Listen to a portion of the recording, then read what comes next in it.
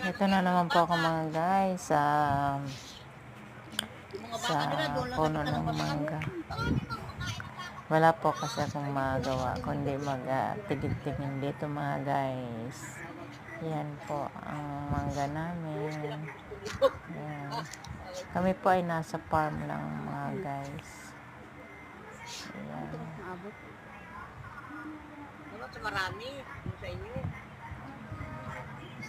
Gusto niya kasi kasama ka. Yan po ay makikita ninyo na talagang marami po talaga yung bunga niya. Kasi sa panahon ngayon mga guys ay tagmangga ngayon.